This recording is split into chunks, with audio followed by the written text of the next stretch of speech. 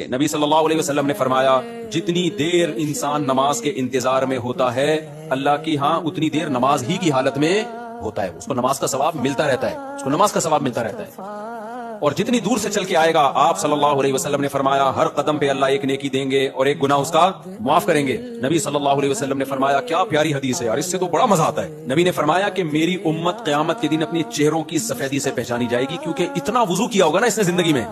جو 15 سال کی عمر سے نماز پڑھ رہا ہے، 15 دفعہ روزانہ دن میں منہ دھوتا ہے کہ نہیں دھوتا؟ سوچو جس نے 40 سال 50 سال اللہ کے حکم پہ دن میں 15 دفعہ منہ دھویا ہوگا، کیا اس کے چہرے پہ کوئی ایسی علامت نہیں ہوگی جس سے پتا چل جائے کہ اس کا چہرہ دوسرے چہروں سے بہت پاکیزہ ہے؟ کیونکہ اس بار بار منہ دھونے سے جو منہ کے گناہ ہیں، بازوؤں کے گناہ ہیں، پاؤں کے گناہ ہیں، وہ دھل رہے ہیں، ان میں روحانیت پیدا ہو رہی ہے، نورانیت پیدا ہو رہی ہے۔ یہ نورانیت دنیا کی آنکھوں سے نظر نہیں آتی، لیکن یہ نورانیت قیامت کے دن اللہ ایسی آنکھیں دے دیں گے جس سے لوگوں کو یہ نورانیت نظر آنا شروع ہو جائے گی۔